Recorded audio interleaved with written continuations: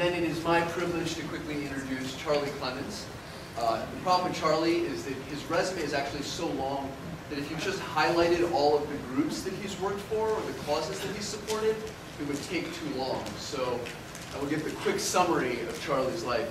And there are two summaries you could give. One is that Charlie's a man who has changed a lot over the course of his years. He started out, he came from an Air Force family, started out as an Air Force pilot.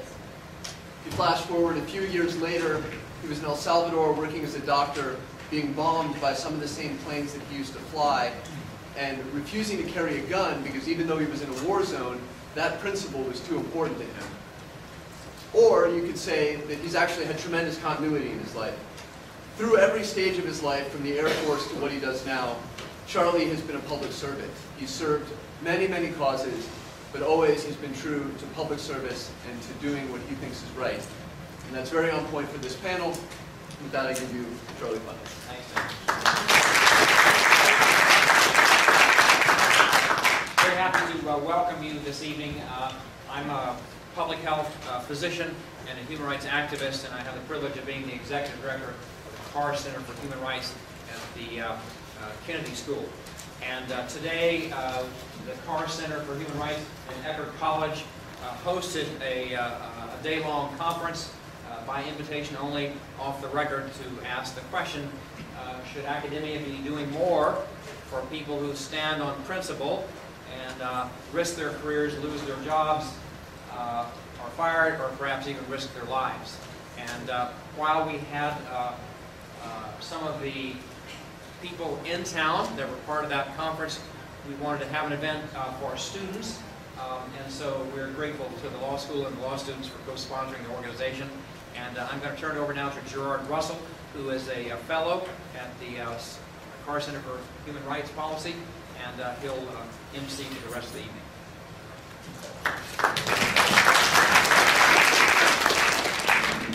Thank you, Charlie.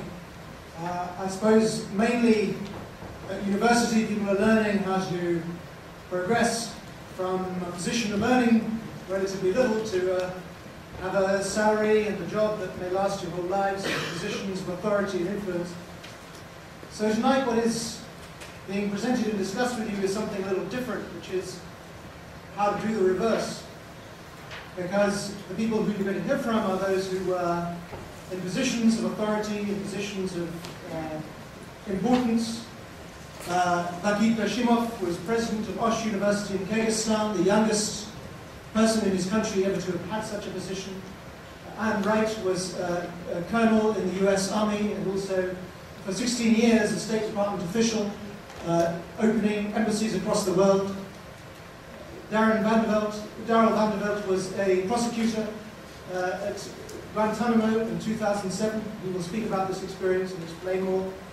And Carne Ross. Carne was my first boss in the Foreign Office in 1995.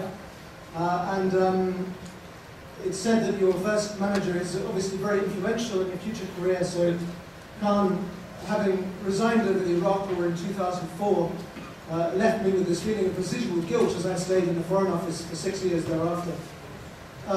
So it's a source of immense pride for me personally to be able to introduce these people. Their stories are remarkable. We've been hearing quite a lot from them today. It's very kind of them to agree to do this story again. They must endlessly be repeating it, and it's endlessly fascinating.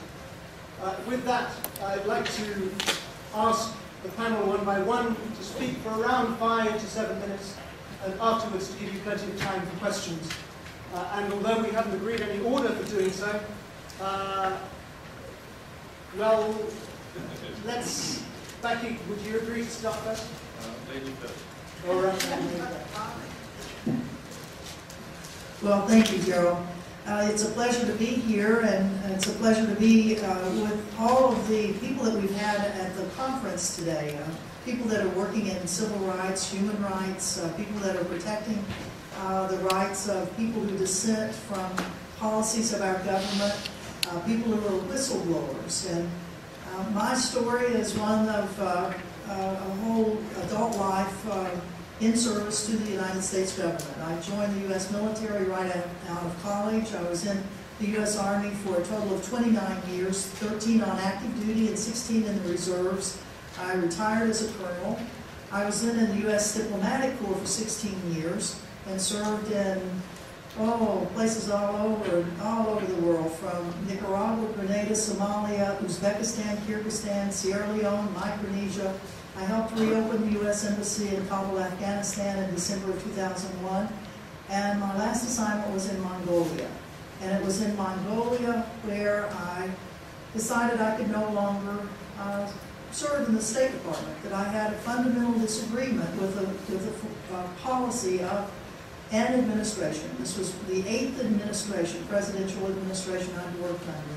I started my career with the government when Lyndon Johnson was president, and 8 presidents later, it was under the administration of George Bush that I resigned in opposition to the war in Iraq.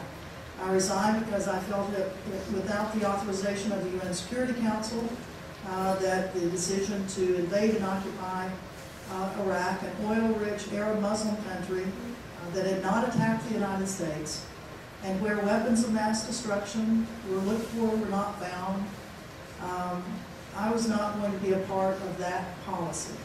And if you think back over nearly 40 years, and starting with Lyndon Johnson, I joined the military during the time of a very unpopular war, during the time of Vietnam. I joined the military not that I wanted to go kill Vietnamese. I joined the military like so many young people do, is because they need help some way. I needed help in getting out of the state of Arkansas, where I grew up.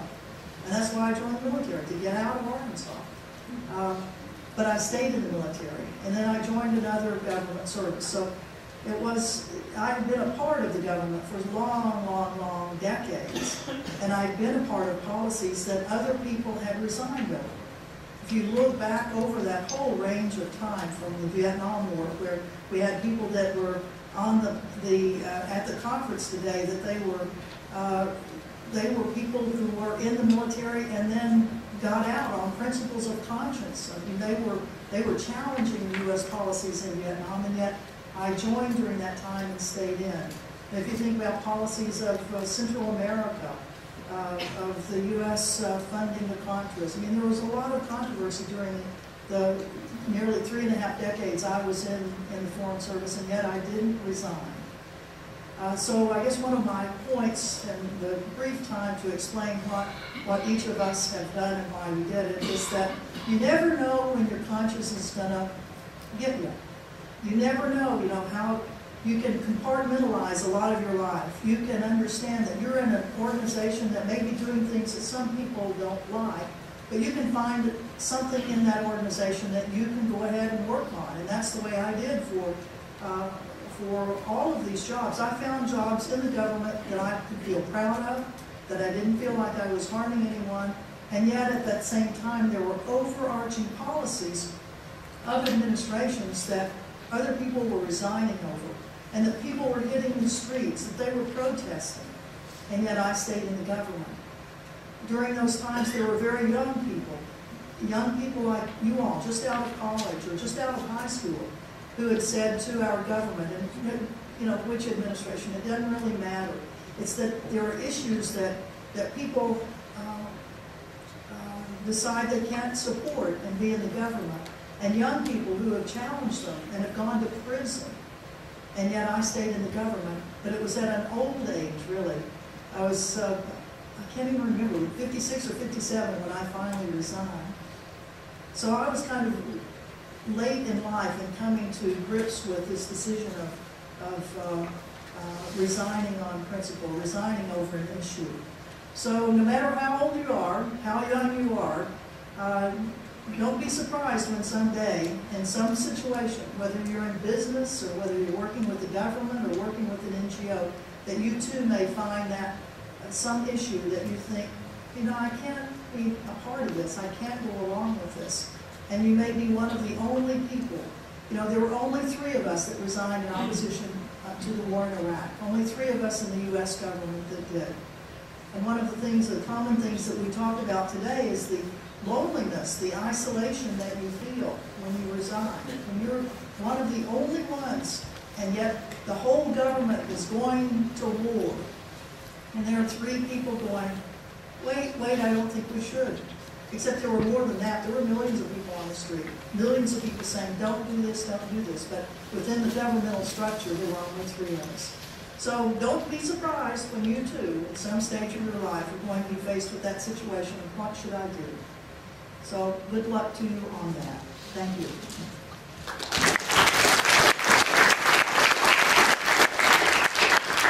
Thank you very much, Alan. Good to invite Becky to speak for Yeah, thank you. about your 5 minutes. experience. Not more. Thank you very much. Good evening. It's a real privilege for me to stay before you and to speak. I miss my students. I grew up in a family of professors and spent wonderful time in my life with the students. I didn't want to become a politician. I just wanted to make academically to be a good teacher as my father, and to make research and write books and enjoy this is a very moderate life. I believe to a very moderate life, and if you know, from the student time I was so occupied by the philosophy of Sufis, and I believe in this kind of ideas. But last 20 years I spent in politics, twice elected to parliament, and I was the leader of only opposition group in the parliament. And last year I fled my country after the second attempt on my life. And before me was just 2 ways: stay and to be killed or to live. It was a very difficult choice. And I was a diplomat, spent 5 years, wonderful years in India as ambassador of my country and in South Asia. And I was the youngest president of a university in Kyrgyzstan. And my position was to help my country become a more open society, which respect the freedom of individuals and respect the dignity of people. During Perestroika time, we were so overwhelmed by the new ideas and new thinking, and with my friends, we established the People Front, and we initiated many things, and it was my dreams to make my country better. But still, I didn't give up. But today, as a realist, I understand that it's taken a long time, 20, half century, even more, to make a country like Kyrgyzstan more democratic and following the certain principles and values. But I understand, to reach this goal after half century, we should do today. Today, if we miss this opportunity today, it's again will be postponed to many years. Therefore, you see, it's very practical attitude, and I'm trying to follow this very practical attitude to do. And I don't want to be treated as some kind of hero who stay against the corrupted and repressive regimes. It's my way. My way. I don't know it's right or wrong, but I believe that I am doing right things, because for me, not to join to what we say it's evil, it's so important. I would like to be recognized with good deeds and with the goodness. That's important for me. And it's the basis of politics, diplomacy, and anything. I don't recognize the cynicism. Recently, one professor in American university told me that he is cynic. And cynicism is normal as well as our values. I said, as Oscar Wilde said about cynics, cynics know the price for everyone and everything, but they don't know values. Thank you very much.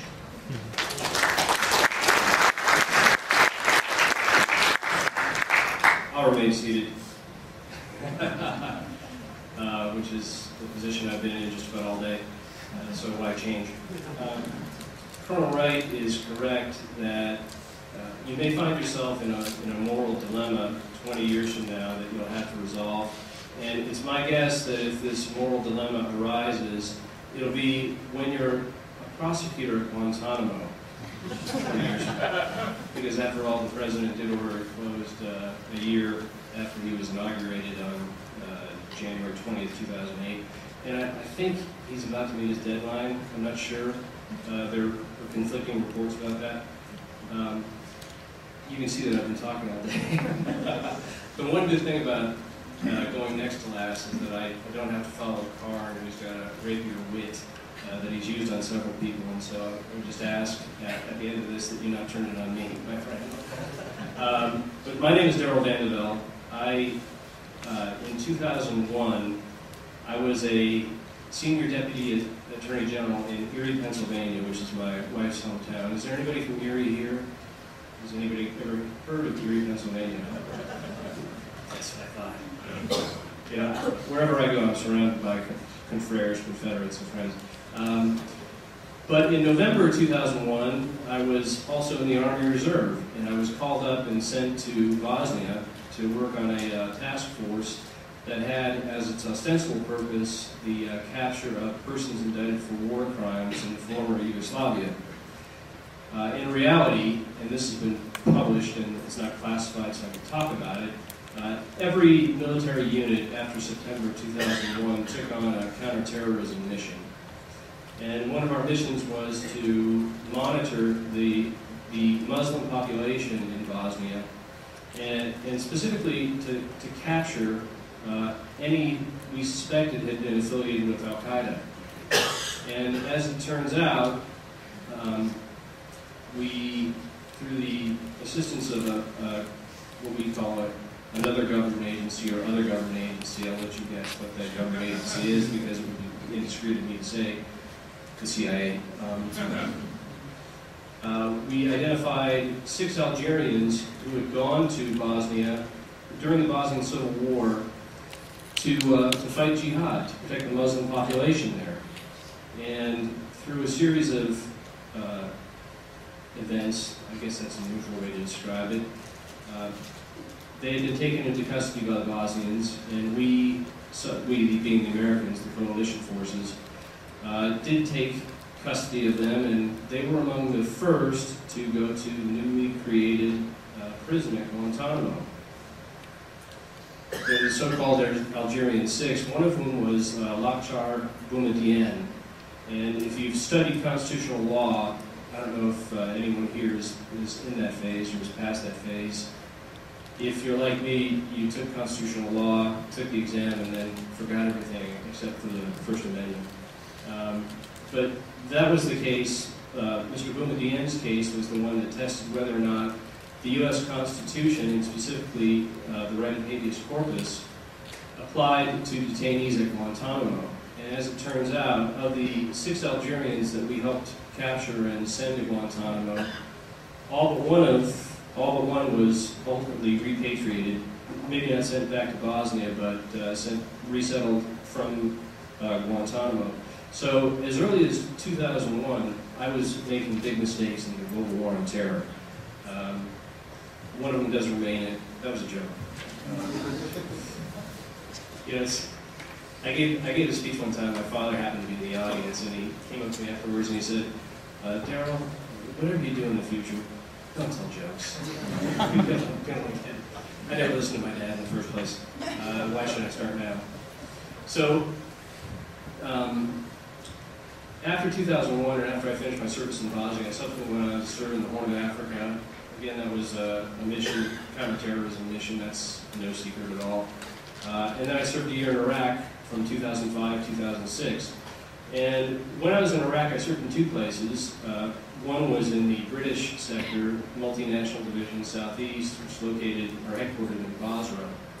And also in Baghdad, in the Green Zone, which they, for some reason, rechristened the International Zone, IZ. When I was in the IZ, I was assigned to the Joint Detainee Review Committee, which was kind of a, I would call it a star chamber now. Back then I would have called it a sound deliberative body. But his mission was to take the files of those Iraqis who had been captured and were imprisoned in U.S.-run prisons in Iraq, and make a determination based upon the evidence in the file, none of which was classified because we shared it with our Iraqi allies, who we determined, I suppose, could be trusted with unclassified information. And we'd make a decision based upon what was in the file as to whether or not the security interviews would be held for up to an additional 18 months. After 18 months, of course, we'd review them again, and we'd make a determination as to whether or not they would be held for an additional 18 months. The process became somewhat repetitive, not only in the review process, but in the decisions that we made.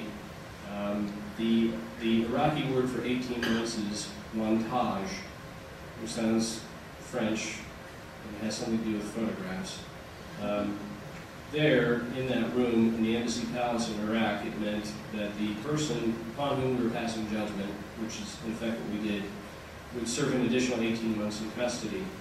Of the probably several hundred cases that I presented as the U.S. representative to this committee, I recommended release in only one situation, and that was a case of a Syrian who had been living in Baghdad for 15 years or so, whose offense, if you can call it that, was that young men would frequently go to his apartment for reasons that weren't specified, and then they would leave.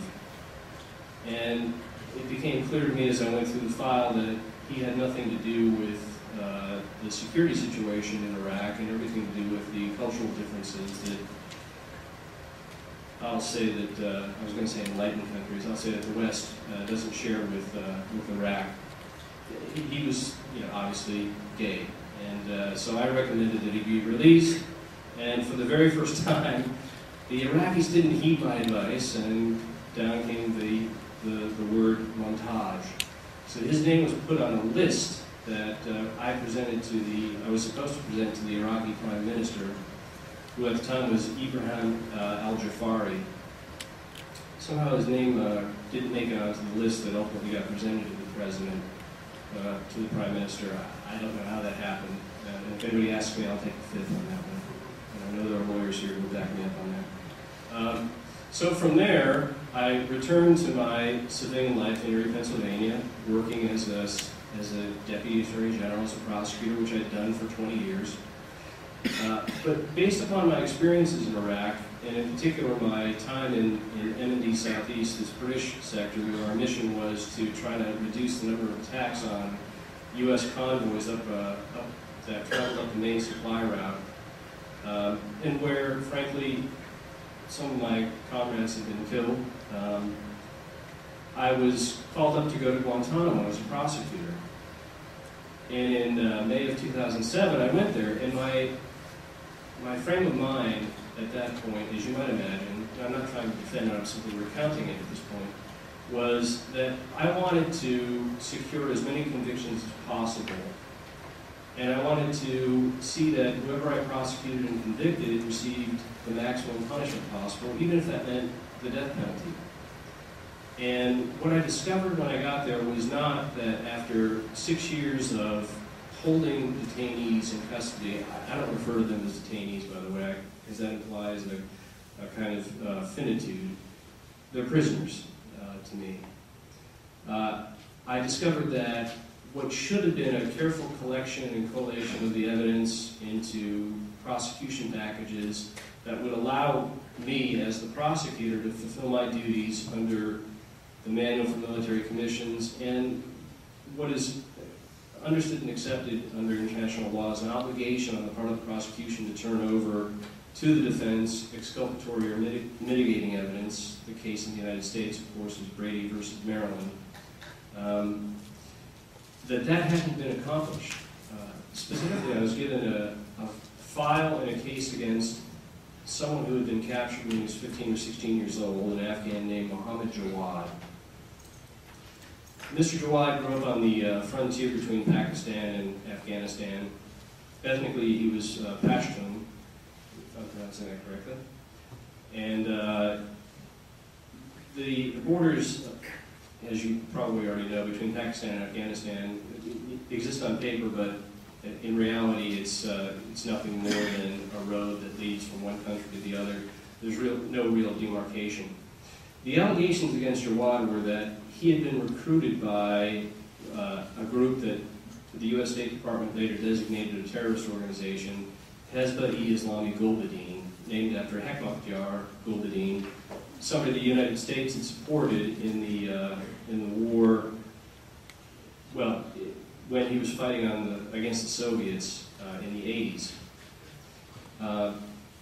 Anyway, Gerard was recruited by Hekmatyar, or Hezbollah-e-Islami Gulbuddin, or HIG as we called it, because Americans are notoriously lazy and can't pronounce words like exceptionalism. Oh, wait a second, that's Sarah Palin who can't pronounce that. In any case, the allegations were that he was recruited by HIG. He underwent a couple of weeks of training in some mountains close to where he'd grown up, and then was taken to Kabul.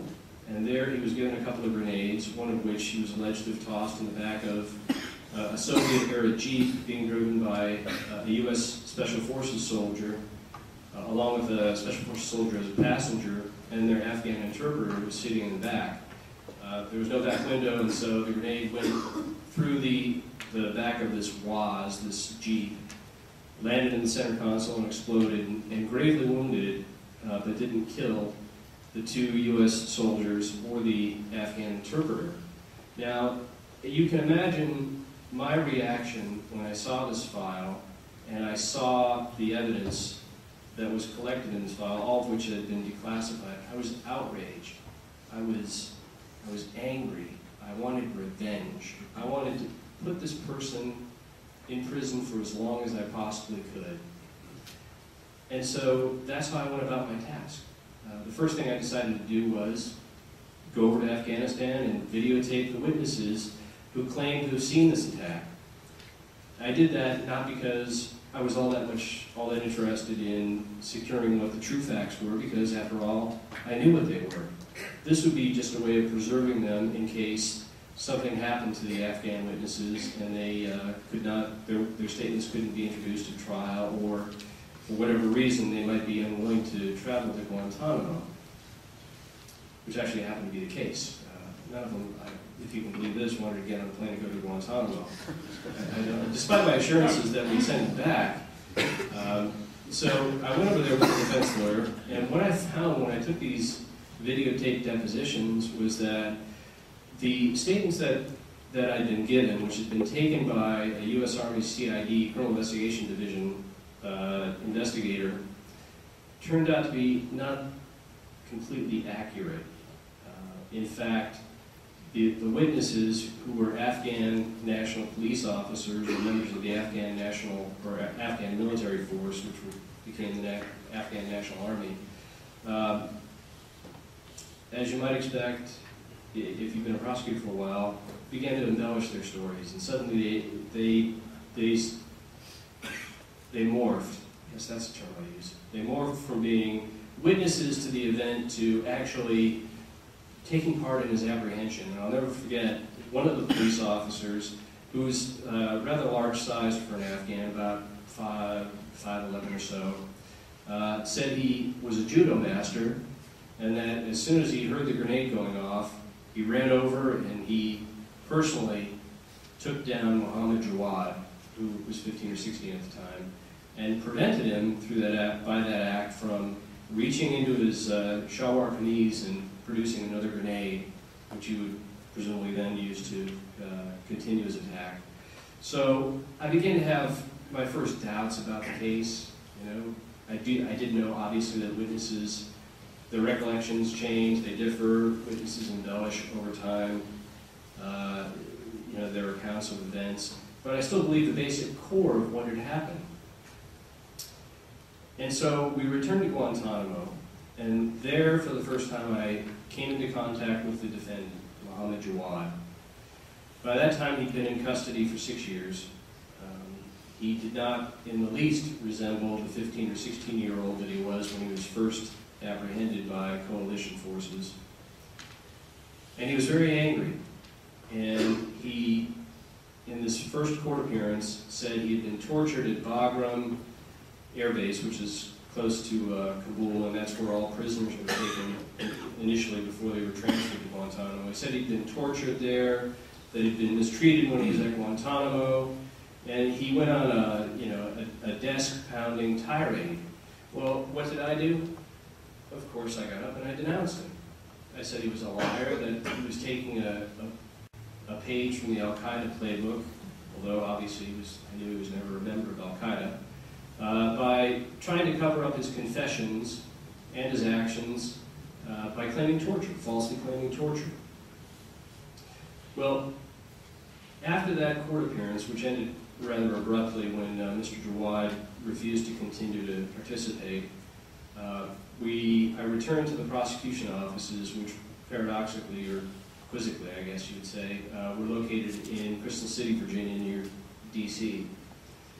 And the defense lawyer in the case decided that he no longer wanted to participate as a defense lawyer, and so he left, and he was replaced by a Harvard Law graduate named David Fracht, who's now a professor of law in Florida. David is a good friend of mine now, but at the time, I viewed him as kind of a terrorist. Am I going on too long? Yeah, I'll wrap it up.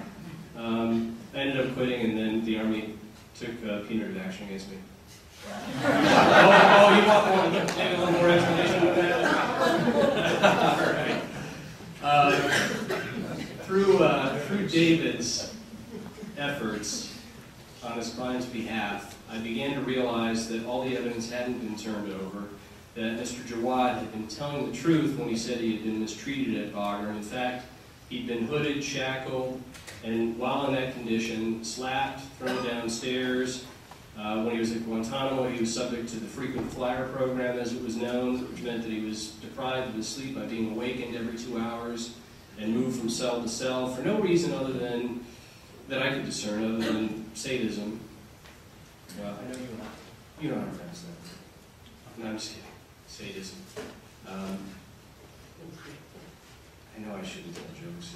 Believe me, I had nothing to drink at dinner. And that once these facts came out, it became evident to me that I could no longer in good conscience continue to participate in the Guantanamo commissions. And so I did something that had some precedent, but not much. I asked the Army's top lawyer, who was in charge of all the lawyers, Army lawyers at Guantanamo, to be reassigned to Afghanistan or Iraq. And instead what the Army did was decide that I should be released from active duty following a mental health examination, which I did pass, by the way. And I left the commissions, and since then, the Army engaged in what you might guess, a kind of campaign of personal vilification and so on. And I went back to my civilian life in Pennsylvania, retired from the Attorney General's office, and became the Chief Public Defender for my county. So every day I wake up and I do the opposite of what I was doing at Guantanamo, and I stand up for the rights of the accused and the poor and those who are otherwise unable to defend themselves. And so I dearly do hope, all jokes aside, that you never find yourself in this sort of moral conundrum or quandary, and certainly not at Guantanamo. Thank you.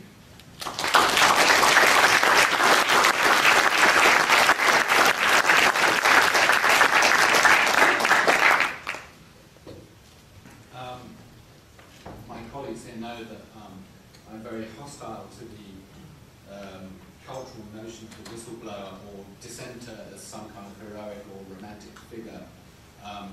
For lots of reasons, but one is, I think, will become clear when I tell my story, because I think random chance plays a big part in life, as indeed it did in what happened to me.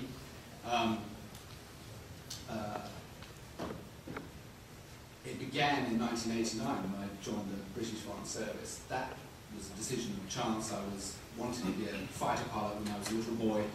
I was in fact colourblind, so I was unable to become a fighter pilot.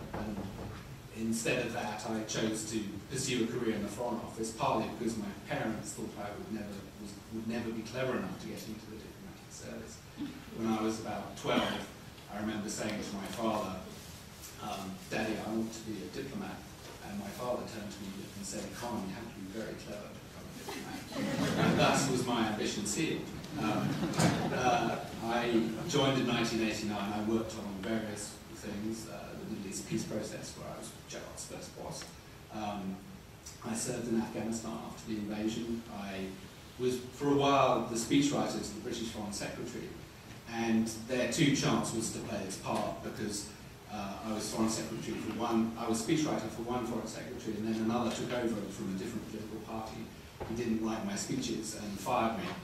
And out of a general sense of sympathy for my professional humiliation inside the Foreign Office, I was sent to New York to become a member of the UK delegation to the UN, where I was our Middle East expert. I was head of the Middle East section at the UK mission. And my primary responsibility was Iraq. Now you're beginning to hear why I left. I was there for 4.5 years, from 1997 to 2002.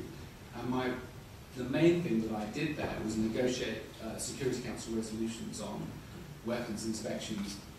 I was our liaison with the UN weapons inspectors, UNSCOM, and later UNRWA. But I also negotiated resolutions on sanctions. In fact, that was probably the thing that occupied me the most. And as history is now beginning to make clear, sanctions had a pretty devastating effect on the Iraqi economy and indeed on the Iraqi people.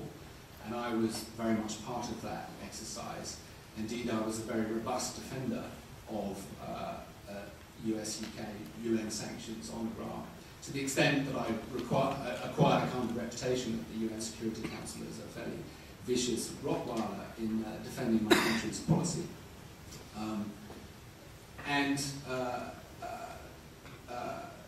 One thing led to another.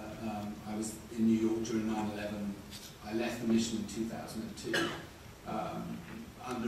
with a growing sense of the drums of war beating.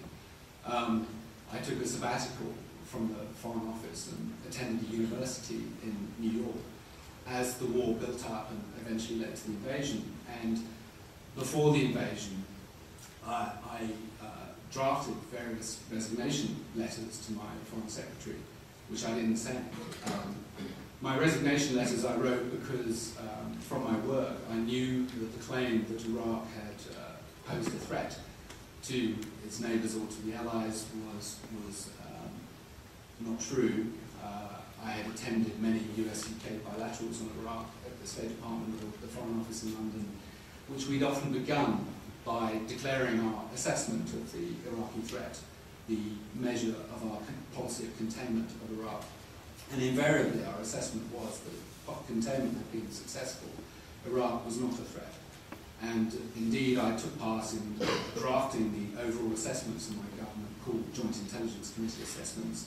I briefed many of my ministers, and on occasion my Prime Minister, about that intelligence assessment. I read vast, thick folders of the raw intelligence from Iraq, from defectors, but also signals intelligence of what we knew of the weapon stocks. And we certainly believed there was something in Iraq. There were many questions about undisclosed stocks that we believed Iraq had not destroyed after the Gulf War.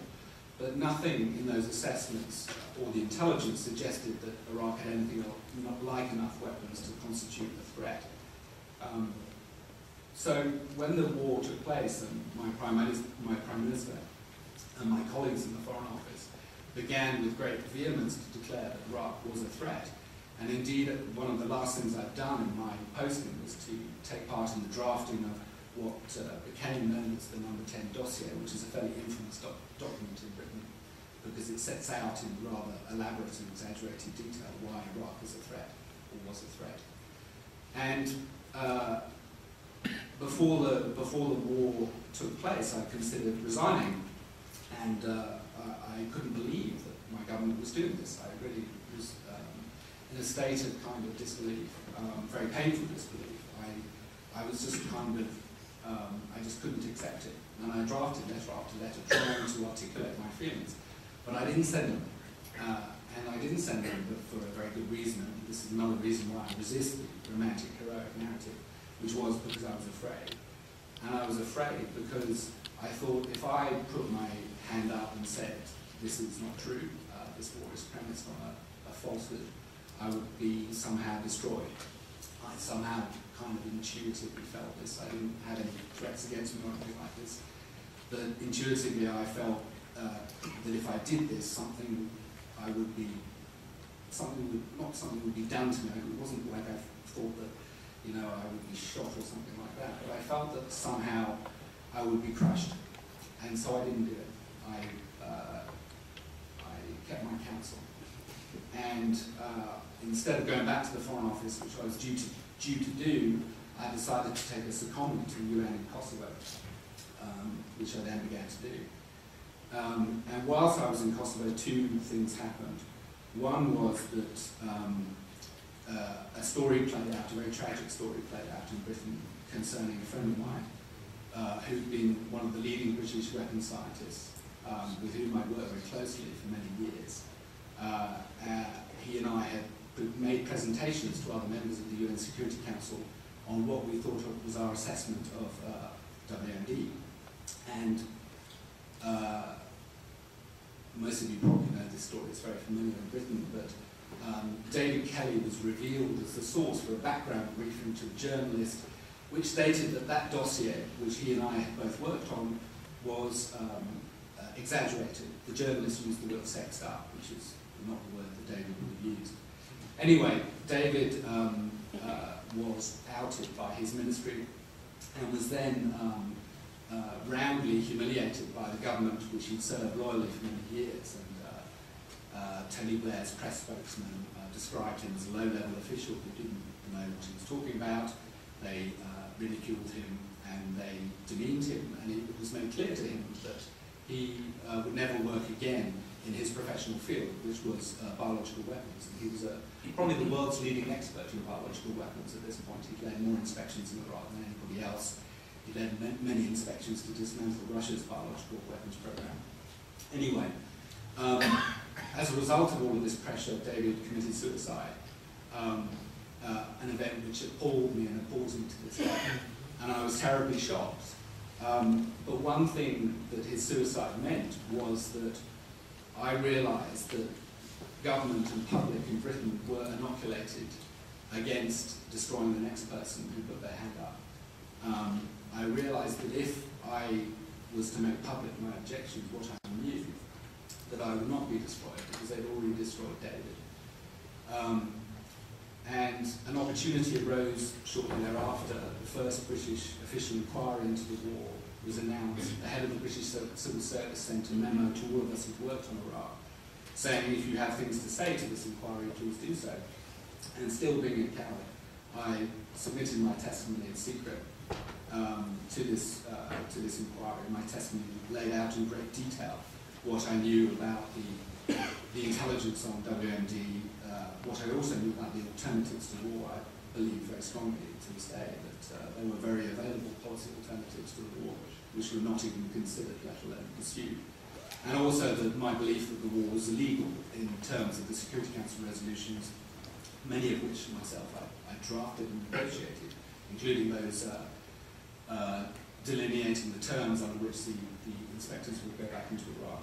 So I sent off this evidence, and I thought, I've sent this in secret, I've done my bit, stood up for my principles, I can carry on with my career. And I was appointed as head of the post-war reconstruction department in the British Foreign Office, ironically. And before I went back, I began to realise that there was something terribly wrong, that going back to do this job would mean sitting with my foreign secretary and occasionally with my prime minister and smiling at them and working for them loyally, and indeed doing so with my colleagues. And I realised, as I contemplated going back to the Foreign Office, that I couldn't do it.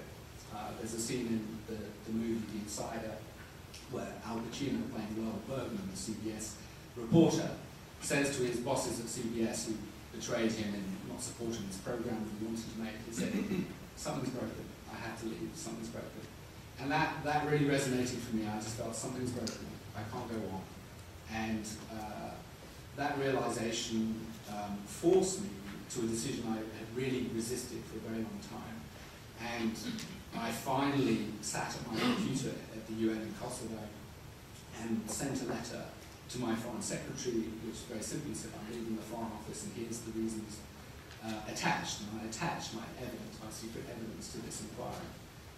He, of course, never replied. I left at that point.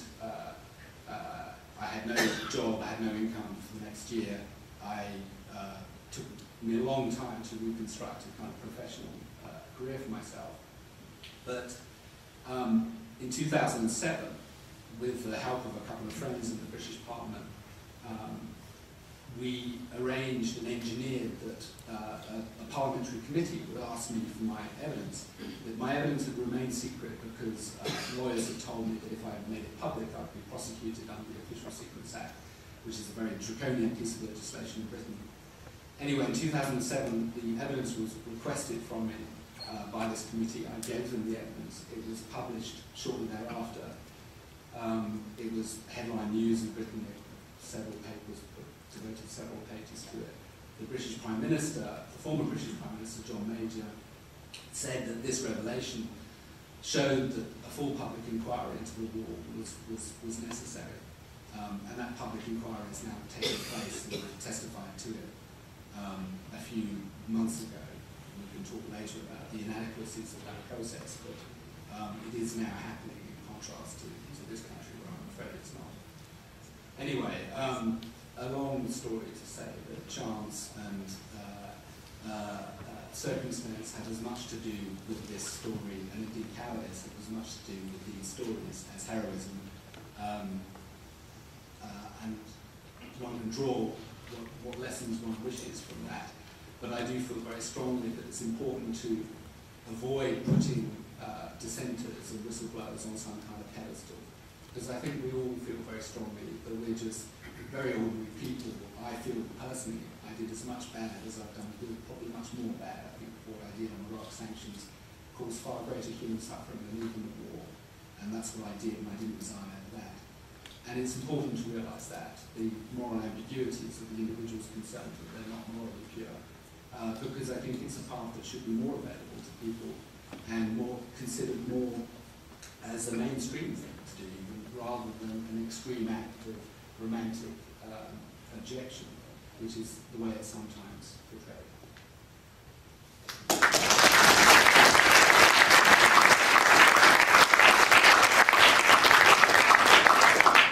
Well, thank you very much, and thanks to all the four panelists who've shared experiences which are deeply political but also deeply personal. Now, this event is happening today partly through the very generous support of Eckert College, where Professor William Felice studies exactly this kind of issue. He's written, indeed, the book on the issue. How do I say my honour? Bill, would you add a few words? Thank you. Yes, I will add just a very few words, less than 5 minutes, because I know I'm sure you got a lot of questions for the four panelists, and it'd be good to get to those. I agree with what Carne just said about not romanticizing the dissenters and putting them on a pedestal. But what I do think we can say is that the individuals you just heard speak did, after not doing it for a while perhaps, and they being human beings, mixed motives at different moments in their lives, they finally did, the four stories you just heard, these four individuals did assume moral responsibility for their actions and for the actions of their government. They stood on principle, they risked their careers, their families, and in the case of their lives. And so one of the key issues that we discussed today, all day long, was to try to figure out how we could support individuals who take risks like this to protect their moral integrity and moral and challenge their government around particular ethical issues. Unfortunately, the dominant framework in the Foreign Service is one of loyalty, which leads to conformity. And I think one of the issues that came up today was the need to balance loyalty with other virtues, other morals, including personal moral integrity in one's action. actions. And so if we have more individuals who struggle with this over time, they're human beings, and they will not always do the right thing, but if they struggle with this, and at least have it in their consciousness that the impact on foreign policy in the long run could actually be quite significant. Unfortunately, there is currently, I think, in the Foreign Service in particular, a moral indifference. When I interviewed Carne in Britain, he used a phrase, moral numbness. And that phrase stuck with me. I think that individuals in the Foreign Service get numb to these issues. And to quote Carne Ross, he said that for the people around him, it simply wasn't anyone's job to worry about the moral implications of what they were doing. And even worse, I think what happens is that moral indifference becomes a virtue. That if you're a political realist, it is, you see the world as it really is. You are the practical one, you are the realistic one, and to raise ethical concerns is soft, it is unmanly, it is romantic, it is sentimental, and it is plain immature.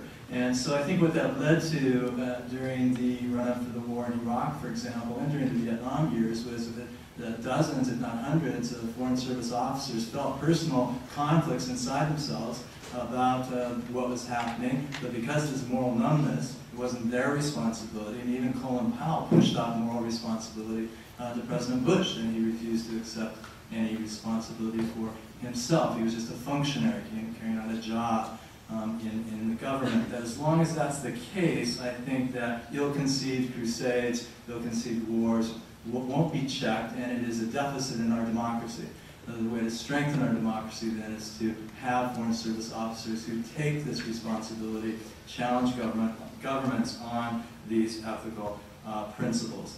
Finally, the last thing I'll say, and then turn it over for questions, is to emphasize what Anne raised around how, not just the 4 people here, but others that I interviewed who struggle with this issue, and the people that have taken these risks, they do need support, that they experience loneliness, depression, peer pressure, humiliation, and that I think the challenge for those of us that are concerned about this issue is to figure out ways in which we can help them so that their voices are not lost, that their ethical concerns can be heard, and just to repeat myself, I think if that happens, it would have a profound effect in checking some of the major mistakes in foreign policy that have historically occurred. Thank you.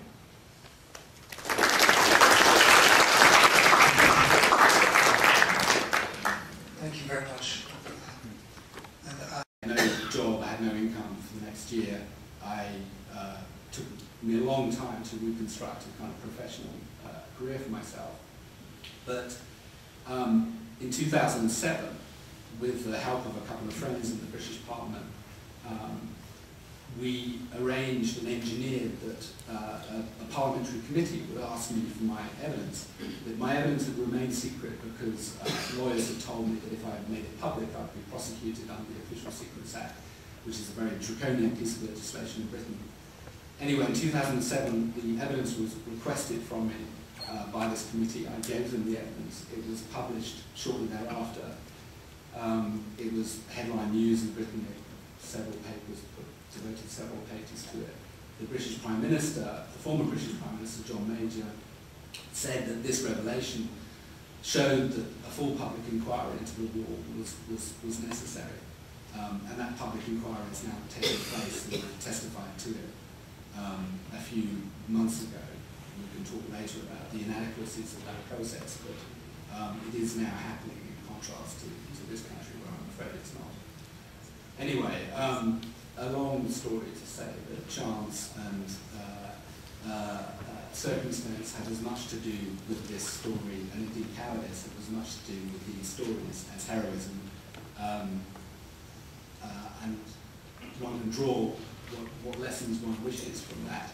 But I do feel very strongly that it's important to avoid putting dissenters and whistleblowers on some kind of pedestal.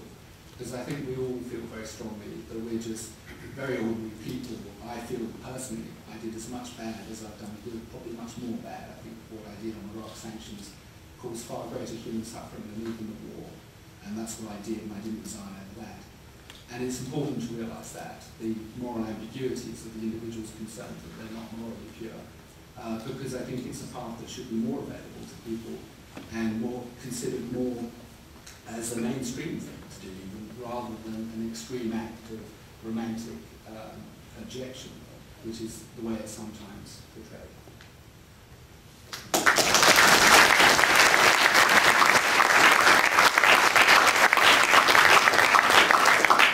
Well, thank you very much, and thanks to all the four panelists who shared experiences which are deeply political but also deeply personal. Now, this event is happening today partly through the very generous support of Eckert College, where Professor William Felice studies exactly this kind of issue. He's written, indeed, the book on the issue, How Do I Save My Honor? Bill, would you add a few words? Thank you. Yes, I will add just a very few words, less than 5 minutes, because I know I'm sure you got a lot of questions for the four panelists, and it'd be good to get to those. I agree with what Carne just said about not romanticizing dissenters and putting them on a pedestal. But what I do think we can say is that the individuals you just heard speak did, after not doing it for a while perhaps, and they being human beings, mixed motives at different moments in their lives, they finally did, the four stories you just heard, these four individuals did assume moral responsibility for their actions and for the actions of their government. They stood on principle, they risked their careers, their families, and in the case of their lives. And so one of the key issues that we discussed today, all day long, was to try to figure out how we could support individuals who take risks like this to protect their moral integrity and moral and challenge their government around particular ethical issues. Unfortunately, the dominant framework in the Foreign Service is one of loyalty, which leads to conformity. And I think one of the issues that came up today was the need to balance loyalty with other virtues, other morals, including personal moral integrity in one's actions. And so if we have more individuals who struggle with this over time, they're human beings, and they will not always do the right thing, but if they struggle with this, at least have it in their consciousness that the impact on foreign policy in the long run could actually be quite significant. Unfortunately, there is currently, I think, in the Foreign Service in particular, a moral indifference. When I interviewed Carne in Britain, he used a phrase, moral numbness. And that phrase stuck with me. I think that individuals in the Foreign Service get numb to these issues. And to quote Carne Ross, he said that for the people around him, it simply wasn't anyone's job to worry about the moral implications of what they were doing. And even worse, I think what happens is that moral indifference becomes a virtue. That if you're a political realist, it is, you see the world as it really is. You are the practical one, you are the realistic one, and to raise ethical concerns is soft, it is unmanly, it is romantic, it is sentimental, and it is plain immature. And so I think what that led to during the run-up to the war in Iraq, for example, and during the Vietnam years, was that dozens, if not hundreds, of Foreign Service officers felt personal conflicts inside themselves about what was happening, but because of this moral numbness, it wasn't their responsibility, and even Colin Powell pushed off moral responsibility to President Bush, and he refused to accept any responsibility for himself. He was just a functionary carrying out a job in the government. That as long as that's the case, I think that ill-conceived crusades, ill-conceived wars won't be checked, and it is a deficit in our democracy. The way to strengthen our democracy then is to have Foreign Service officers who take this responsibility, challenge governments on these ethical principles. Finally, the last thing I'll say, and then turn it over for questions, is to emphasize what Anne raised around how, not just the four people here, but others that I interviewed who struggle with this issue, and the people that have taken these risks, they do need support, that they experience loneliness, depression, peer pressure, humiliation, And I think the challenge for those of us that are concerned about this issue is to figure out ways in which we can help them so that their voices are not lost, that their ethical concerns can be heard. And just to repeat myself, I think if that happens, it would have a profound effect in checking some of the major mistakes in foreign policy that have historically occurred. Thank you.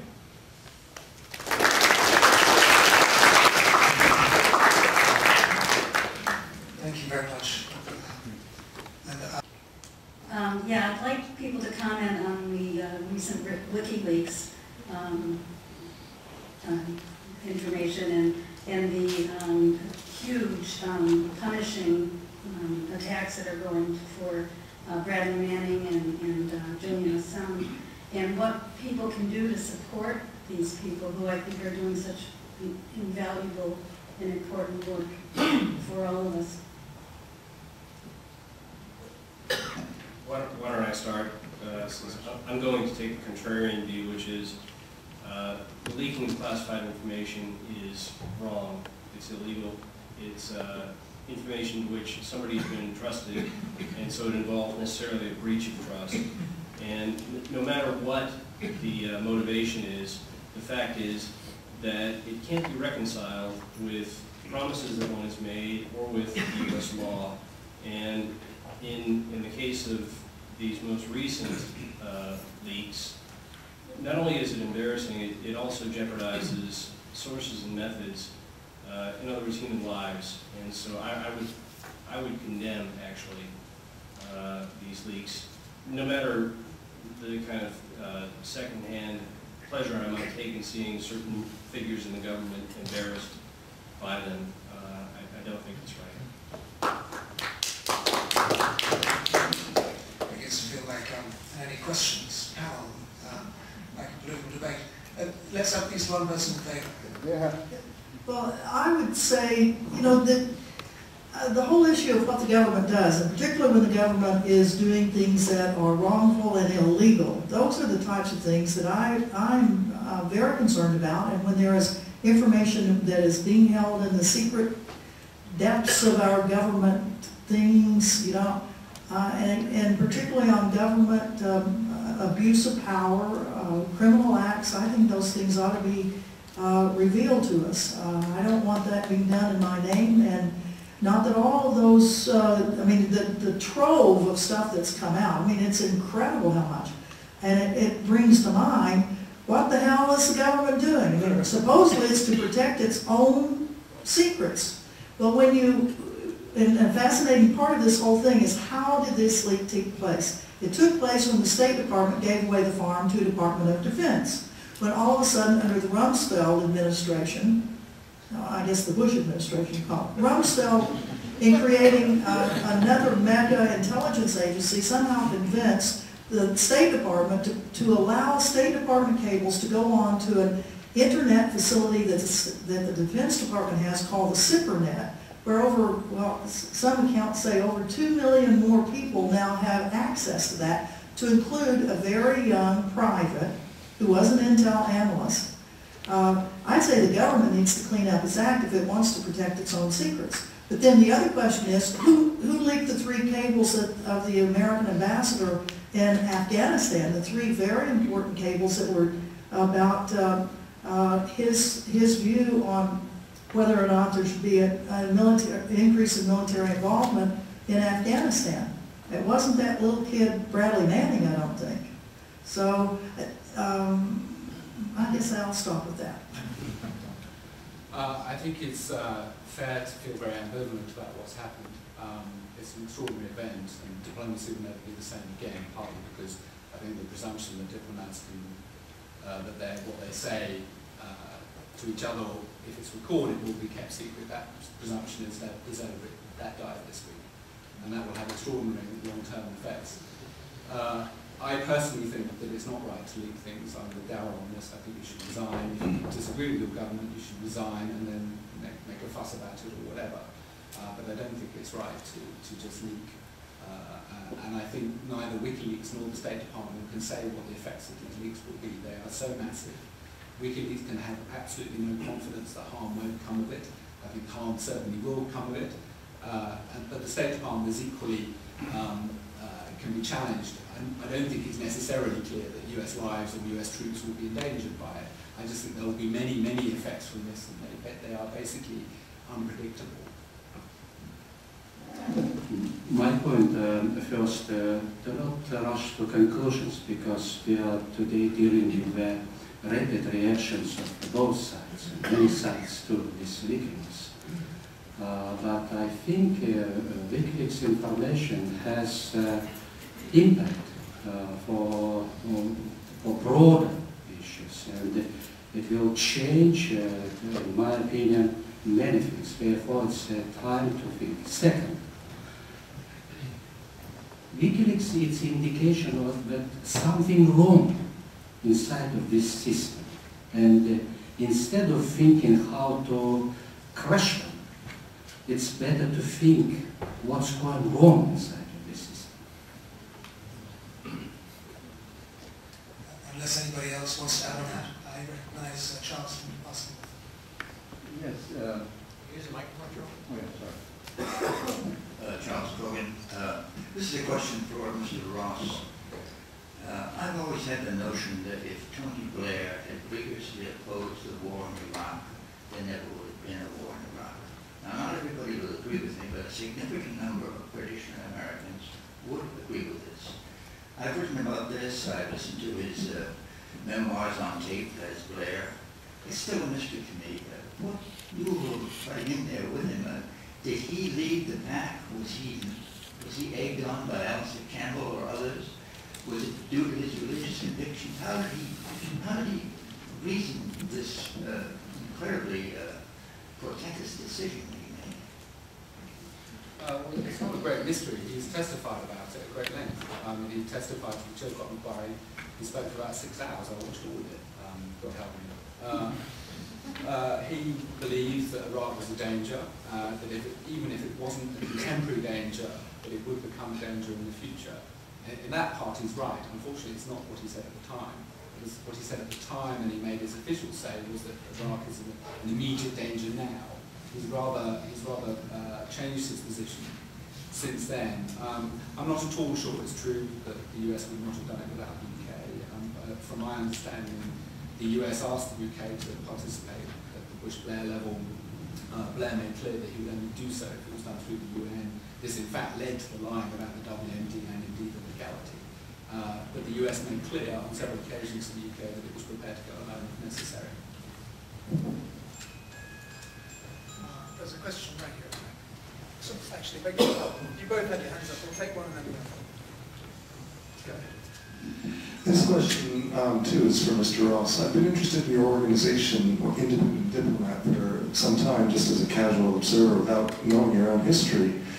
Do you find it, obviously, you managed to make this a success despite your breaking your connections, burning your bridges, whatever the expression is. Is it more complicated than that? In this idea of supporting whistleblowers or people that have had to resign over moral quandaries, there's the sense that, how does life go on now? How do I not be crushed? And I would think that most people turn to a new profession. Maybe they take up organic farming or something like that. They get far away, but you're still in this, in the field of diplomacy, and you probably have to work with people that may, there's no point in my saying more. I'd be interested to know what you have to say about it. Good question. For those of you who don't know, Independent Diplomat is the organisation I founded after I quit. It advises governments and political groups around the world on diplomacy, particularly those who are marginalised from the political processes or the international processes that most concern them. We advise the Kosovo government before independence. We're advising various governments and countries. We're advising the government of Southern Sudan right now as it approaches the referendum on secession. I founded it because I was buggered if I was going to leave international relations because of the Foreign Office, because of what Britain had done.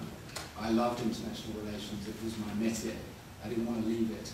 And so I spent a long time thinking about how I could do it in a way that I liked, that was consistent with what I believed. And that took a long time, and it was a very painful process. But independent diplomat was the answer.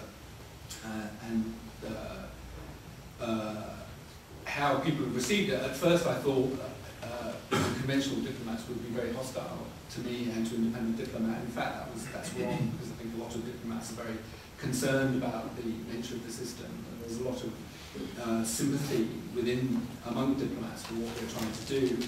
Amongst British diplomats, it's been particularly awkward, a bit like kind of, meeting an ex-girlfriend or something, 6 months after you had a nasty breakup.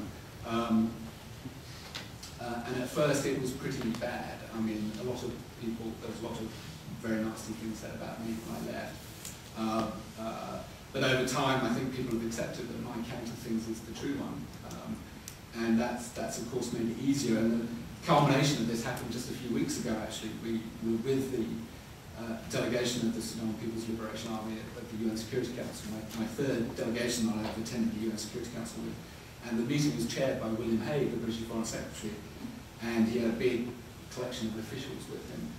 And after the meeting, after the Security Council meeting, I took the Secretary General of the SPLA to meet him, and I'd never met him before. And the political director, who's a very senior British diplomat, greeted me with incredible warmth and introduced me to the Foreign Secretary as, this is our former colleague, Carne Ross. And it was an extraordinary moment for me. It was like the world had gone full circle. And in a way, the exes have been reconciled.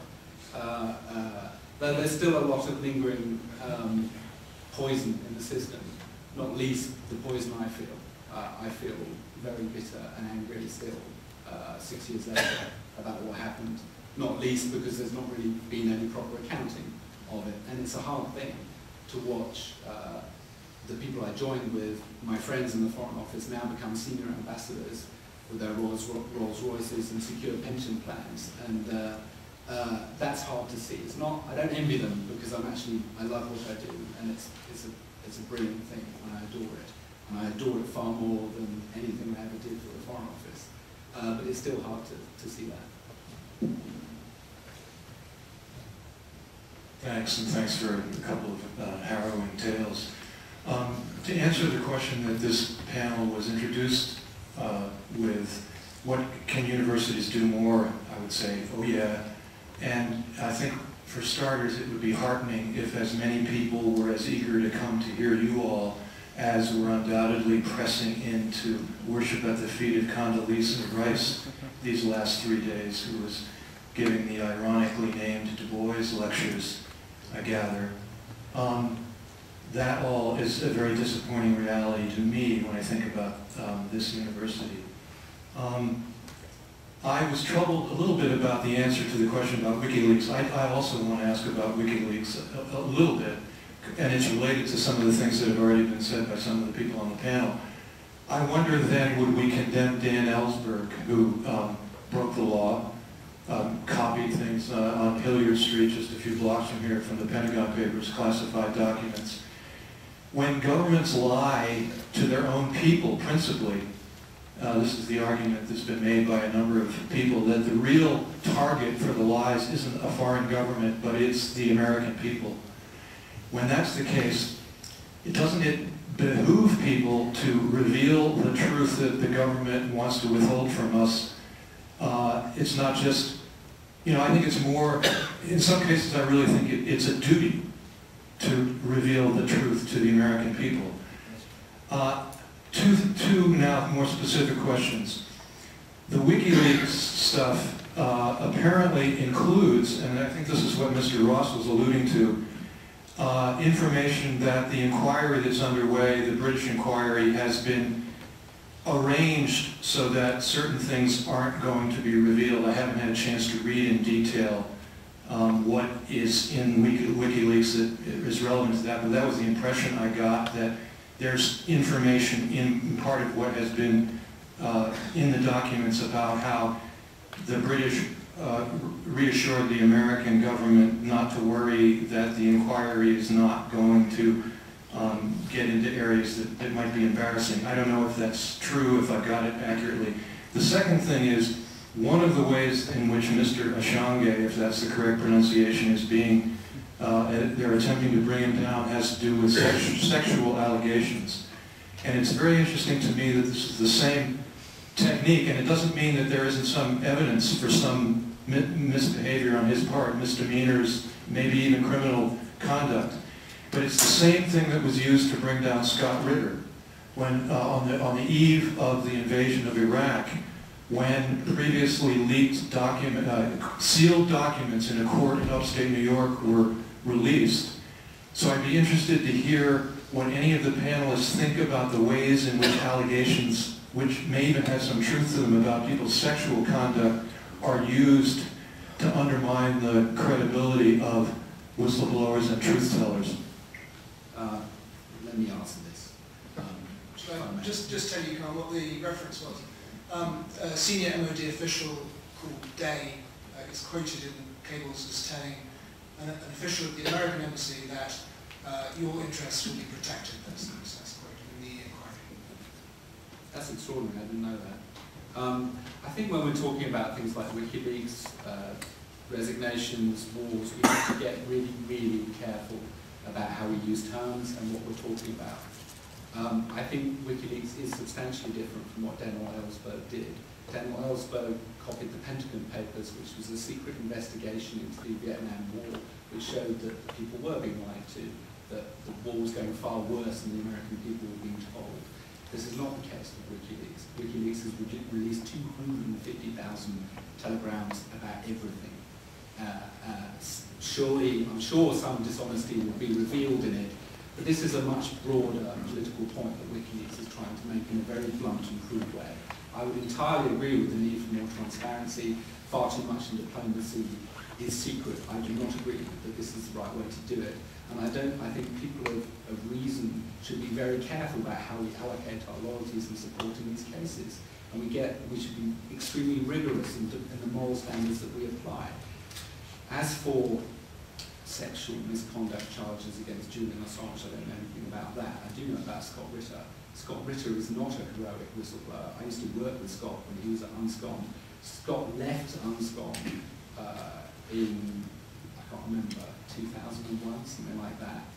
He went and testified to Congress claiming that UNSCOM had been stopped by the British at a meeting I was at from inspecting the sites where he, Scott Ritter, had been told by Israeli intelligence or the CIA, I think, that Iraq was hiding weapons of mass destruction. And Scott went on to claim that Iraq was developing nuclear devices and had 5 nuclear devices ready to be filled with fissile material. His evidence is on record, you can see this. About 2 years later, Scott completely changed his story and started to say that the claim that Iraq was a threat was completely manufactured. Well, I'm afraid integrity matters in these things. You can't have it both ways. You cannot resign and start telling 2 completely contrary stories and expect to be believed. So I'm very, very skeptical of that. And I think it's one of the reasons one has to apply very great rigor in looking at the stories of people who quit. And one has to apply standards. And I think one of the extraordinary things that Gerard and Charlie are doing is trying to develop a set of ethical standards and rules and almost cultural norms of how we treat these events, because it's not right just to sort of wave our flags with joy when somebody attacks the government or releases documents. There should be rules. Government requires duties and loyalties too. Daryl's entirely right about that. So thank you for coming and talking. Yeah. Thanks for coming and speaking with us. I think it's really exciting to have this opportunity of dialogue between practitioners who've made these kind of decisions and academics, which I guess was the purpose of your conference. So I'm actually wondering about that topic in particular, and if you all, the 4 of you on the panel, have some thoughts of the skills that you were taught, or maybe even a course that you would have loved to have taken in retrospect before making this decision. What would it be? I mean, what kind of advice would you have for the Ivory Tower on what skills to strengthen and teach maybe better?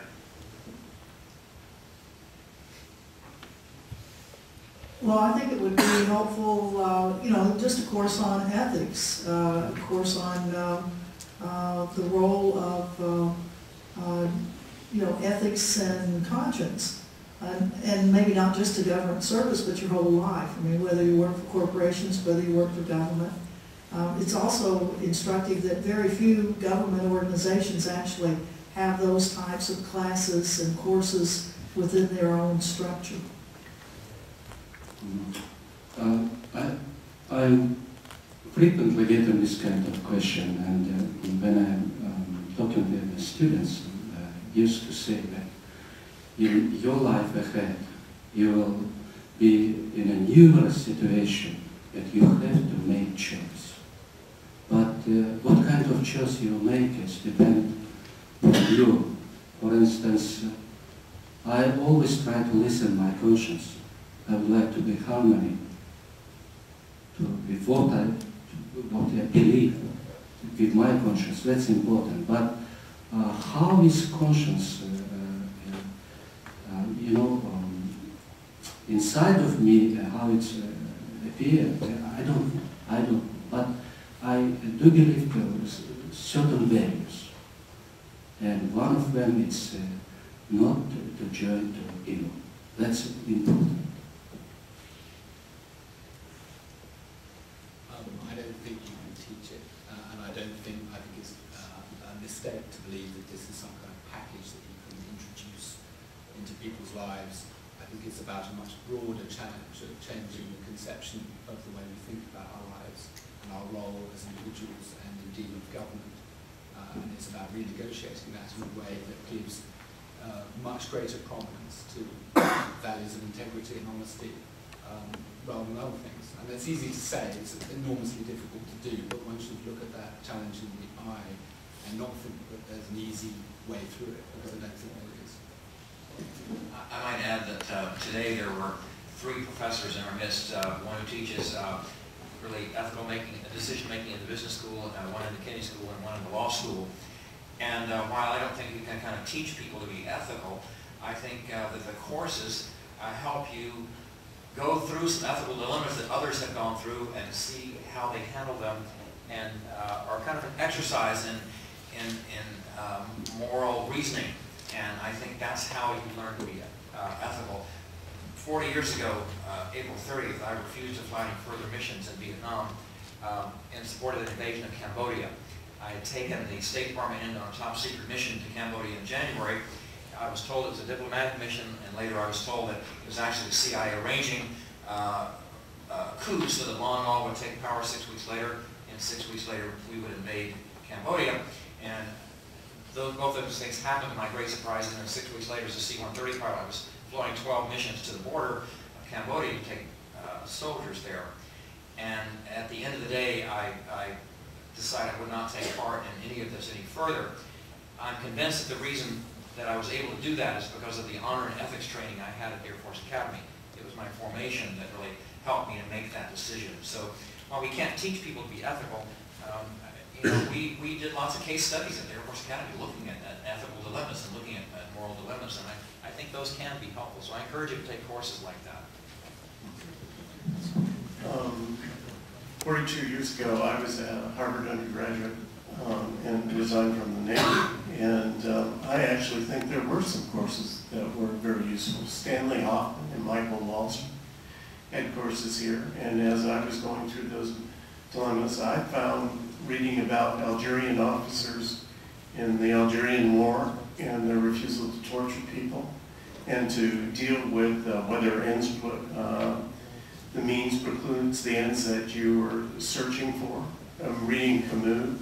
Those used to be part of the course criteria here.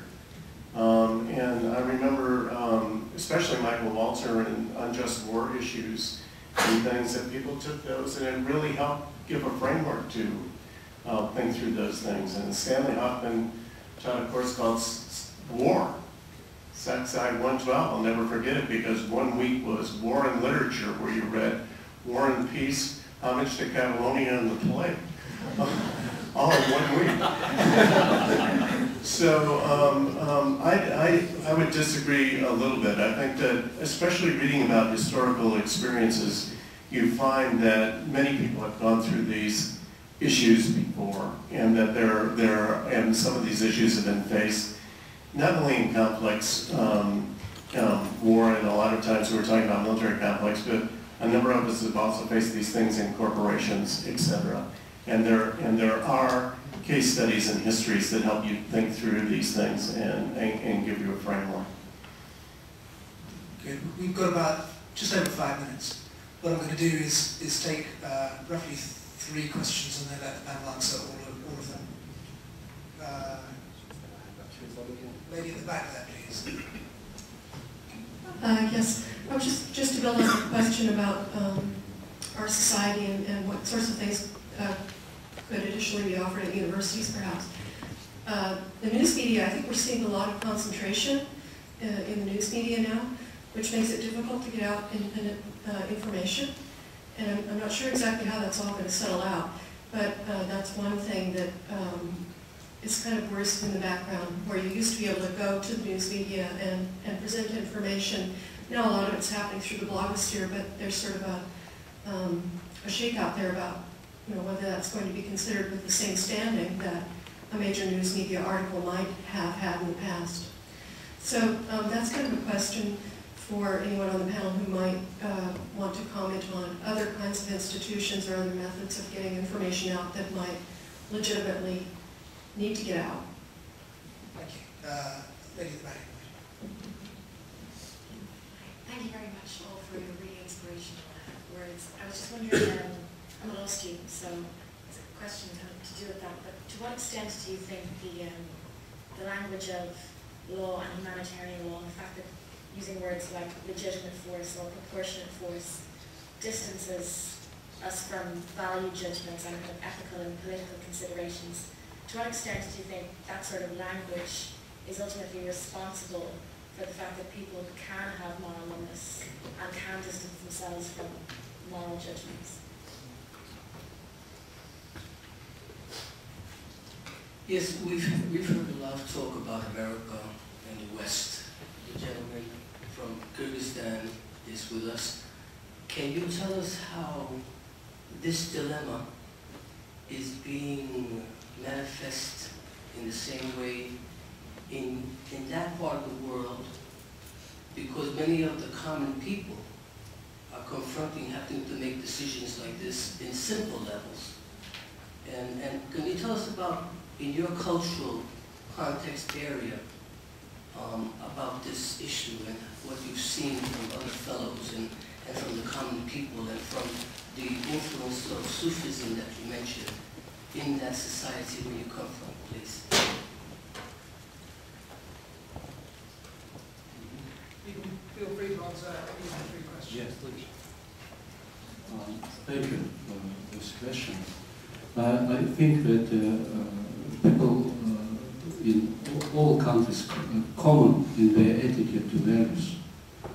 And I realized that after visiting many countries and having really good relations with many people, that's where really common. In our culture, in a post-Soviet situation, your choice is limited, and it's between 2 ways. You can select the conformist way and to tolerate what's going on, because it's a normal attitude to life too, because they don't want to jeopardize their lives. They would like to get maximum joy possible in this situation, and do not jeopardize the life of their families. It's their choice. But few would like to just follow their values, and they are saying, no, I cannot join the majority. I believe that they are wrong, and time will prove that I am right today. And this is the choice, and I think that in our culture, this is attitude to justice is very sensitive and to truth. But after long Soviet experience, when during during 77 years, when 3 times your script changed from Arabic to Latin and from Latin to Cyrillic, and after that ideology changed, political map changed, and you're treated as a loyal individual of a communist ideology, and today we are trying to treat you as a loyal citizen of the corrupted, repressive regimes. It's not easy to make choice, but justice and attitude to proof exist, and it's up to people how to make. Therefore, the one good, very modest good deed of one person is so important. Thank you. I would say to the law student in the back that your question really, you answered it yourself. It's an artifice to use euphemistic language in order to excuse or otherwise make easier behavior that we know is wrong. It's much easier to say you're authorized to use enhanced interrogation techniques as opposed to I authorize you to put somebody in a box, 6x6 box for 12 hours, pull them out, throw them up against the wall, shackle and hood them and throw them downstairs. That's just human nature. And so I agree with you, language does matter in these things, but it matters to the decision makers more than it does to those who actually have to carry out the instructions. And as for what the university can teach, it's a cliche, but I would say the University of the World is probably the best information source for how to make decisions like this. I grew up in Southern California, San Diego actually, and across the Tijuana River I could see people living in cardboard shacks or boxes in some instances. And I knew at that moment that no matter what happened to me as an American, it couldn't be that bad. And so whatever human frailties existed that impeded us here from acting immediately, they were simply that, with the exception of obviously my colleague at the end whose life was in danger. We faced material loss, and that was it. But we could never fall too far. And so it was really a failure of the will. And just to, I'll leave it at that. No, I would say that the crucible experience really is the best teacher for making these kinds of decisions. And if you take away nothing from this other than if you're faced with a moral decision and you're faced with the loss of these material things, yeah, you will be bitter about them, but you'll get over it. I thought the question at the back was very important about the use of language because this meant a lot to me. I was at the UN Security Council, and one of the justifications we used for sanctions on the Iraqi people, on Iraq, was that they were legally justified. There were innumerable Chapter 7 resolutions requiring Iraq to disarm of its WMD and for sanctions to be applied if it had not provably done so. And Iraq had clearly failed to do so, so bang, sanctions. The legal case was watertight. The moral case was far less so. And I think my experience has suggested to me that a reliance on law as your moral compass, or indeed on international law as some on the left will want to do as some kind of saviour of domestic failings, is a mistake. I never understood why people thought that a war built on a lie would have been okay if China, France and Russia had voted for it. China, France and Russia, I mean, for goodness sake, they're not exactly the arbiters of, they should not be the arbiters of what is moral or just. And frankly, the P5 should not be. Frankly, I'm not sure that the UN Security Council should be. I spent 4.5 years on the UN Security Council negotiating international law and getting very clever about terms like legitimate use of force and proportionality. And by the end of it, I felt that most of the decisions we had made there, most of the resolutions that followed our negotiations, had very little to do with actual justice.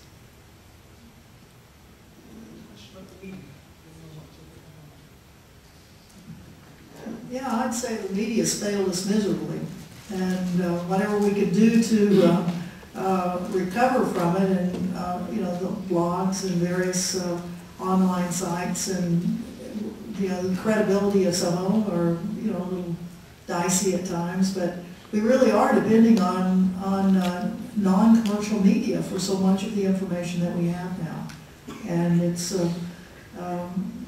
it's the demise of old institutions, and as the world changes, we're seeing more and more of those types of institutions going away. And trying to build the new ones that will give us as much information as we possibly can have, and always being suspicious, always second guessing what's going on, and particularly with our governments. We've all been a part of governments, and I would say be always second guess, always be suspicious, and you know, most of the time you kind of know right from wrong. I mean, it's in your stomach, it's in your head, the headaches that you get, and don't dismiss those as you encounter things in your own life. Because ultimately, your own body will start showing you, I think, in many ways, whether or not you're doing the right thing. Thanks. No, it was suggested to me that we might want to extend, because so many of you had questions. Here, here. That if those of you who expected to leave at 9 wish to do so, this might be a good time.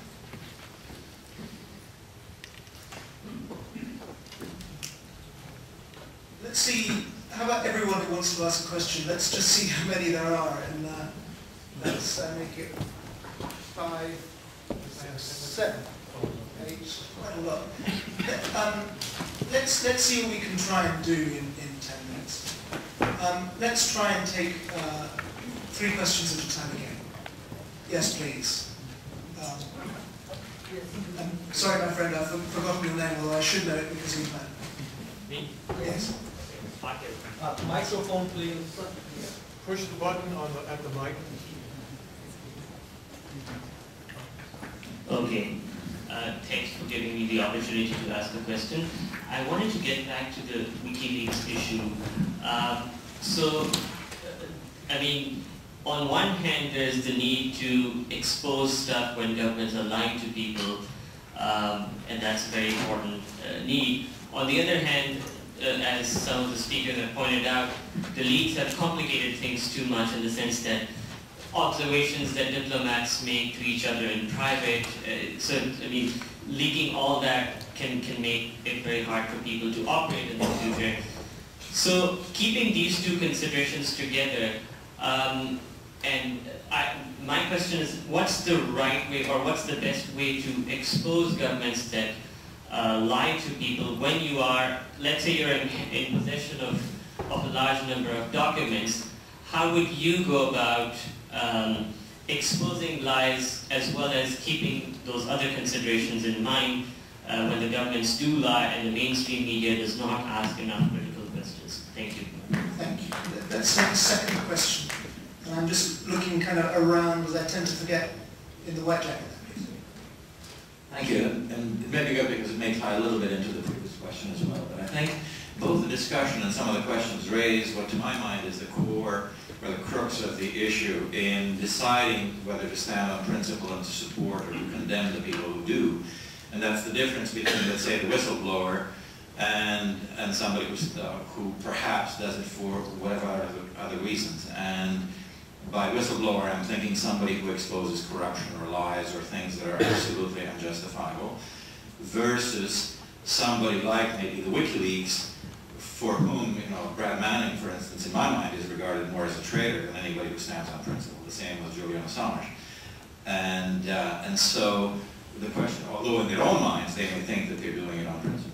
And what might help is perhaps that coupled with a perspective that, you know, sometimes diplomacy may be a bit of a dirty business. And to me, one of the most interesting revelations coming out of WikiLeaks is that the people who know, let's say somebody like the Iranians best, who's their, I would call them friends, but let's call them neighbors, think they should be bombed into smithereens, basically, that their nuclear, you know, program is really dangerous. And yet, you know, so for that to surface, yet it can't be stated in the open. It may be good or may be bad that it actually surfaced, but it's certainly interesting to know. So I think a bit of a guideline may be as far as what you've already uncovered, or maybe some rule of thumb that says, you know, what have you found in your research, or where do you draw the line and the split between somebody who's truly standing on principle, trying to do the right thing, and somebody who's doing it for whatever other nefarious reasons. Okay, thank you. Let's take a third question. Quite briefly. Okay. Gentleman in the green sweater.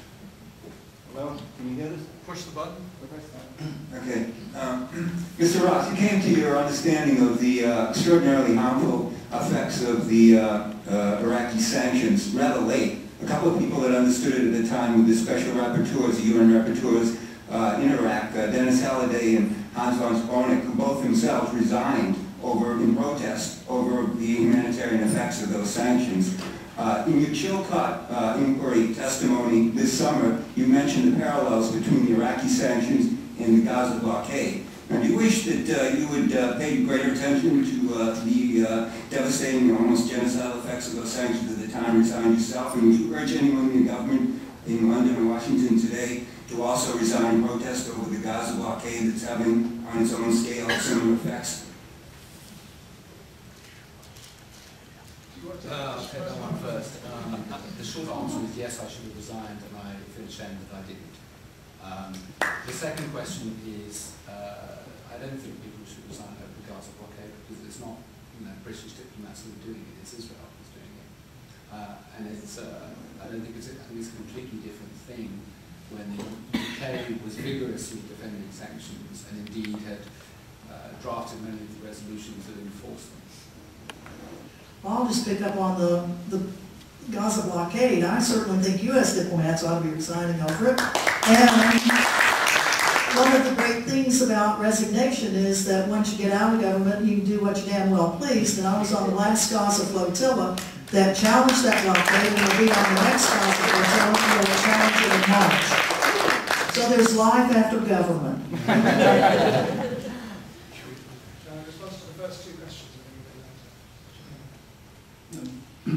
As I told before, I check WikiLeaks information regarding my country and the whole region. And yes, I agree. It's true in my point of view. It's true, and it's important to people to know about it. And today, many newspapers publish this information from WikiLeaks local level. That's important. But I would like just to remind one example. During the Soviet time in 1984, one dissident, Amalrik, he wrote the interesting book, a book titled Soviet Union Will Collapse in 1984. At that time, who believed to it? And who believed to it, they treated as crazy. But Amalrik, he was right. He was indicated about disease inside of his society. And therefore, I would like to repeat, maybe this is the case to think deeply about this system, and all nations should check very carefully their elite. Because if elite will be very selfish, it's very dangerous to any nation. And please pay attention to the book of Bob Kaiser, who wrote an excellent book about establishment in this field. And as Americans, you can make comments. I really agree with what you just said. Sorry. I really agree with what you just said. I think that the WikiLeaks things requires us to think very deeply about this phenomenon, which is unprecedented, and I think a lot of us are having real trouble grappling with the morals of it and the meaning of it. And I'm a little bit disturbed the ease with which even liberal commentators have assumed that government needs secrecy in order to operate without even knowing what government keeps secret. I worked for government. I worked on some of the most extraordinarily sensitive issues in national security, Afghanistan, terrorism, Iraq, and I know a couple of things. One is far too much is kept secret, and secondly, secrecy promotes bad policy. It's an obvious truth. If you keep things secret, mistakes and poor quality thinking are concealed. Openness, secrecy does not promote good policy. And I think therefore, although this is a very crude and dramatic event and perhaps a dangerous event that has taken place, I think it should force us to think a lot more deeply about what government is doing in our name. And my personal hope from all of this is that the assumption, the presumption that information may now come out on the internet from any government, given that a government is well protected as the US has been breached in this extraordinary way, that that presumption will mean and force governments to more closely align what they're saying about what they're doing and what they are actually doing. And that would ultimately be a very positive thing. Question was raised as to what would be an appropriate way or a better way to handle a release in a situation where you're aware of illegality. We are working at the Government Accountability Project with a gentleman named Thomas Wright, who is a member of the Senior Executive Service at the NSA, has served in intelligence all his professional life, has the highest security clearance. He became aware through his work that the software program that NSA was using in order to monitor communications of the public was very over-inclusive, was very expensive, too expensive, and was failing. At the same time that the NSA had available to it cheaper, more respectful of civil liberties methodology, and one that had already proven itself to work. He took this information, which was classified information, to his supervisor. He took it to the Inspector General at NSA. He took it to both houses of Congress. And nothing was done with this information. He then, this information, not the classified portion, but a description of the information was presented to the Baltimore Sun. He became a suspect then for the New York Times story that appeared in 2005 on the warrantless wiretap. The result was that he and a number of his colleagues' homes were invaded by the FBI in the middle of the night. And he is now charged, he is the fourth person in history to be charged under the Espionage Act, charged effectively in the public eye as being a spy. That isn't the legal provision of the Espionage Act under which he's charged, but if you're being charged under the Espionage Act in the public mind, you're a spy. So here is somebody who did everything through the channels, did everything exactly the way it was supposed to be. He went up the chain of command, he provided the information to the Inspector General, to his supervisors, to Congress. He did not release any classified information. He's not being charged with leaking. Leaking itself is not a crime. He's being charged with retaining classified documents. And he's being charged under the Espionage Act currently. So from our perspective, yes, we want to protect sources and methods. That indiscriminate release of documents is probably not the best way to go, but the burden, I think, is on a government that is very, has overclassified massively in the past to demonstrate that it is prepared to act in a credible fashion when people come forward and do things in the proper channels. And John George. I want to thank all of you for coming out tonight. We were told that probably not many people would turn out because it was the beginning of a quiet week, and we appreciate you coming to hear these four panelists. Just before we break, I want to point out a couple of resources for you. He was planning to call on 3 additional people. Is that now not going to be sorry, possible? I was hoping to reach before 1:15. I mean, I think if people manage to catch the panel afterwards, they've had quite a long day, but let's see if they're still... You've already had a question anyway. So, but in the back of the room is Louis Font and Gail Glazer. Would you raise your hands? Louis Font was a West Point graduate studying at the Kennedy School in 1970 when he refused to serve in Vietnam, and the military tried to prosecute him pretty thoroughly, and he was eventually discharged. But he and Gail are lawyers who devoted their 33 years of public service in defending whistleblowers, conscientious objectors, and people have said no. They're based in Brookline, create a panel with him sometime, and you'll hear some very interesting stories about what it's like to defend people like that. Gerard Russell is a fellow at the Carr Center.